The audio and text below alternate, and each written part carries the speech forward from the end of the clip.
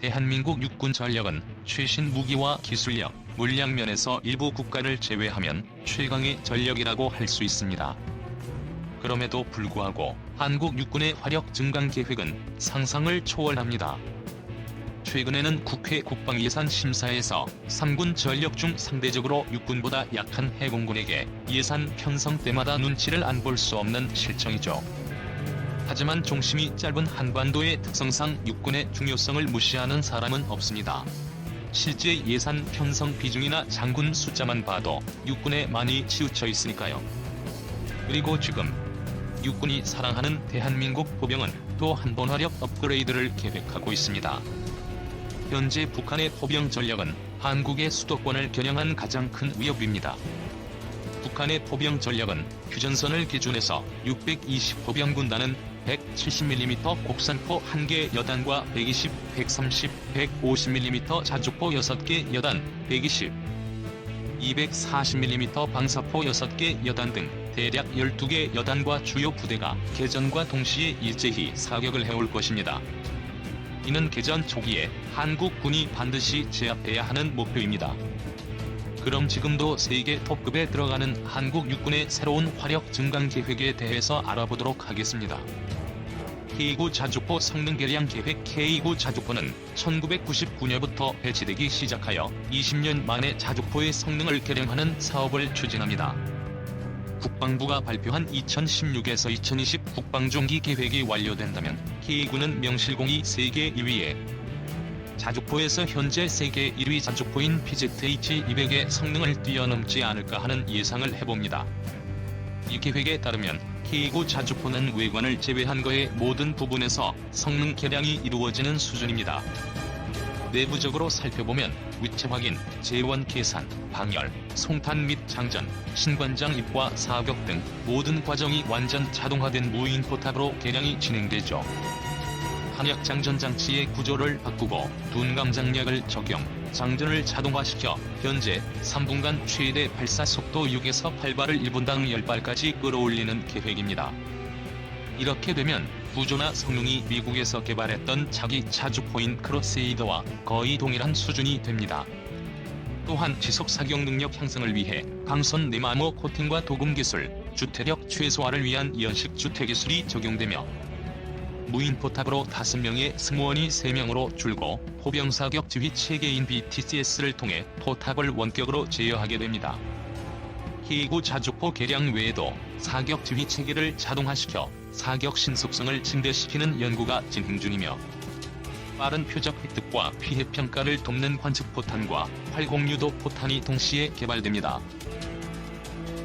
15mm 자주포용 관측 포탄 계획. 현재 81mm, 120mm, 155mm 세 종류이며 관측 포탄은 발사 후 탄도 비행을 하면서 목표 지점 상공에서 영상 송신 자탄을 뿌리는데 이후 자탄은 낙하산을 전개하여 하강하면서 목표 지점의 영상 정보를 획득한 후 지상 운용자에게 송신하여 목표물의 상황을 확인한 후 개발 중인 정밀유도 포탄으로 정확한 타격을 실현할 수 있게 됩니다. 한마디로 조탄 한 발로도 적에게 최대한의 피해를 입힐 수 있게 되죠.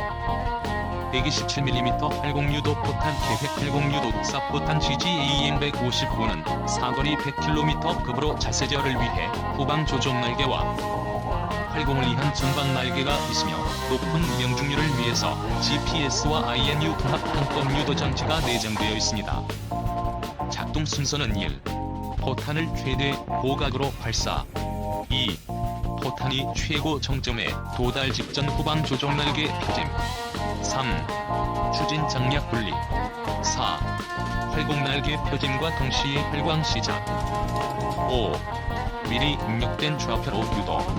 6. 목표 상공에 도달하면 직격하거나 공중 폭발 또는 관통 후 지연 폭발함. 현재 해군에서도 육지 타격용으로 개발 중인데 완성된다면 100km 밖에서 북한의 육상 시설들을 직접 타격할 수 있게 됩니다. 155mm 포램Z 추진탄 계획. 램제트 추진탄의 특징은 155mm 포탄 내부에 램제트 추진기관을 장착하여 포사거리를 연장한 탄약입니다. 현재 K9의 최대 사거리는 위의 표와 같습니다.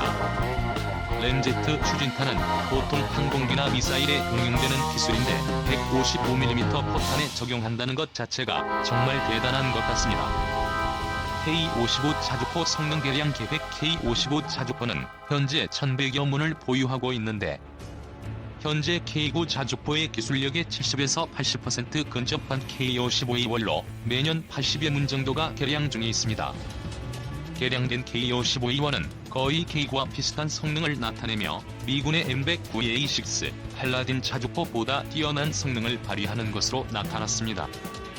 그리고 이렇게 개량이 모두 완료되면 쉽게 말해 한국은 K9 자주포를 2100여 문을 보유하는 것과 비슷하게 됩니다. 결국 전차 외에 자주포 전력도 세계 톱급이 된다는 의미죠. 105mm 곡사포의 자륜화 계획. 105mm 자륜형 자주포는 2019년까지 총 850여 문 정도를 전력화를 추진할 계획입니다. 흔히 잘 알고 있는 105mm 동포와 K7115톤 트럭의 결합으로 기동성을 높였는데 왜 35년이나 사용한 105mm 동포를 개량하냐면 한 발에 60만 원이나 하는 포탄. 재고가 340만 발이나 재고가 있고 105mm 포 역시 2000여 문이나 보유하고 있는데 즉 너무나 많은 재고의 처리와 포병의 기동성을 상승시키기 위함입니다. 특히 사격 통제 장치와 항법 장치는 K9 자주포의 것을 조금 수정만 하여 사용하기 때문에 정확도와 성능에 있어서는 세계 최고의 자륜형 자주포인 MOB-AT보다 초탄 발사 시간이 빠르고 진지 이동 시간 역시 절반 수준인 30초대로 최고의 성능을 자랑합니다. 그리고 주요 시스템 역시 K9 자주포의 것을 사용하기 때문에 전자장비 비용이 오히려 트럭 개조 비용보다 덜 나오는 장점이 있습니다. 2.75인치 로켓 소형 다련장. 2.75인치 유도로켓 34개의 발사관을 차량에 탑재한 다련장입니다. 2.75인치 유도로켓은 이미 백령도, 연평도에 우선 배치되어 기습하는 적 공기 부양정을 격합하는 임무를 수행합니다. 이것을 소형 차량에 탑재하여 육군의 분소대 지원병기로 배치된다면 작은 단위의 전투에서는 상당한 위협이 될 것으로 보입니다. 2.75인치 유도로켓은 이미 백령도, 연평도에 우선 배치되어 기습하는 적 공기 부양정을 격합하는 임무를 수행 중인데 유도로켓의 성능은 유도 조종 장치, 영상 탑승기, 관성 센서, 여러 표적을 동시에 탐지하는 표적 탐지기, 비냉각 동체 고정형 적외선 탐색기 등으로 구성됩니다. 특히 로켓 한 발당 폭발 반경은 15m로 특정 지역이나 여러 목표물을 타격할 수 있어 보기보다 막강한 힘을 발휘할 수 있겠습니다. 마치며 대한민국 육군은 미국과 러시아 육군의 뒤를 이어 세계 3위의 3세대 이상 전차를 보유하고 있는 막강한 화력을 자랑합니다. 그리고 이후 한국 육군의 화력 증강 계획이 완료된다면 한국 육군 전력은 지금보다 더 막강해질 것으로 예상됩니다. 하지만 화력 증강도 중요하지만 북한의 비대칭 전력에 대한 고민과 이후 해결책 역시 반드시 필요할 것이라고 생각됩니다. 2. 전투복 대한민국 육군. 1. 군사력 상비군 약 50만 명, 예비군 약 320만 명의 병력을 보유한 한국 육군은 1948년에 조선 경비대에서 한국 육군으로 개편되었습니다. 2000년대 초 미 합중국이나 영구 등에서 발표한 평가에 따르면 한국은 중국, 인도에 이어 아시아 3위의 군사력을 지닌 것으로 알려졌으나 그 전력은 육군에 편중되어 있는 편입니다. 2018년 12월 기준으로 대한민국 육군에는 38개 사단으로 이루어져 있습니다.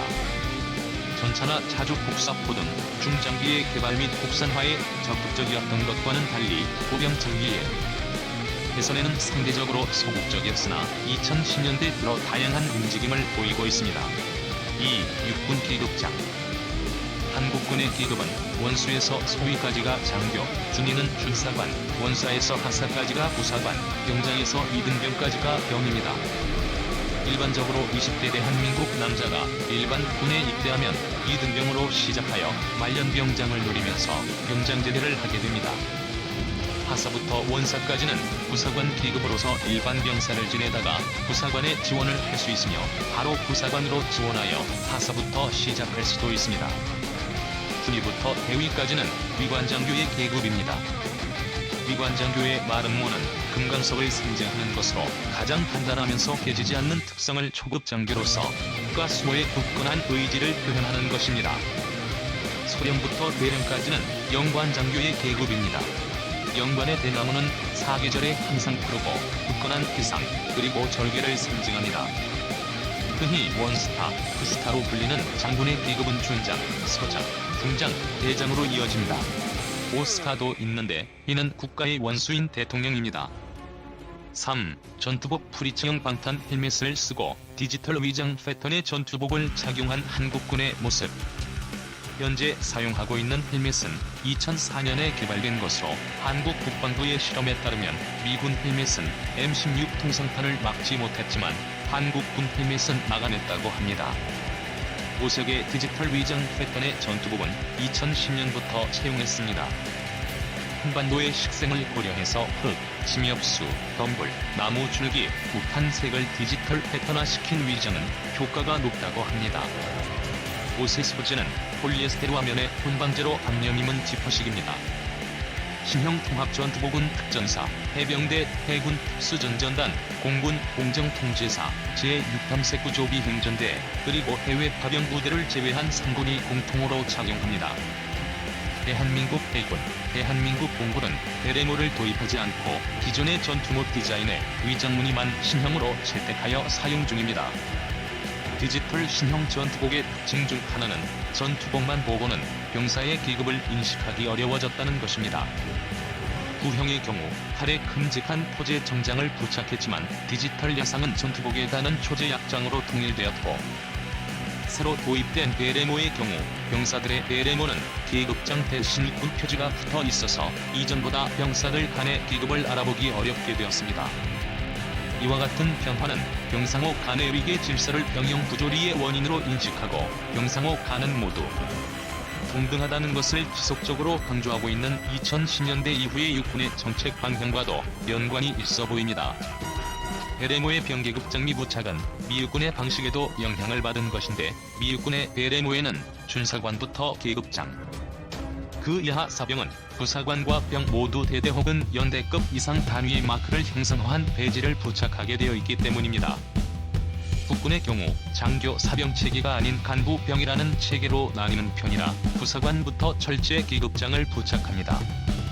신형 전투복은 내어 입기가 기본으로 이 덕분에 신형이 편하다고 하는 사람들이 절대다수를 차지합니다.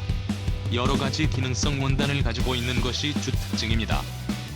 바지단에 고무줄이 내장되어 있어서 고무링이 꼭 필요하지는 않으나 모양이 안 난다며 개인 성향에 따라 사용하는 사람도 많고, 무엇보다 고무줄을 오래 쓰면 조임이 헐거워지거나 끊어지는 문제가 발생하는 편입니다. 앞여밈이 단추에서 지퍼로 변경되고 어깨 뒤쪽엔 액션 플리츠가 들어가고 상박 팔뚝에 비스듬하게 만들어진 소매주머니, 여기에 소매 패치를 부착하는 점 등 마치 라이딩 재킷을 연상시키는 디자인이 돋보입니다.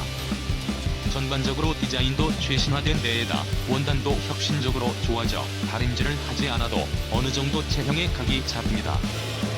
전투복 외에도 정복, 근무복, 일복, 행사복, 만찬복 등 여러가지 제복의 형태가 있지만 그 내용이 워낙 방대하여 이번 포스팅에서는 전투복만 올리도록 하겠습니다. 이후 포스팅의 내용을 더해서 대한민국 육군 제복에 대하여 다양하게 소개해드리도록 하겠습니다.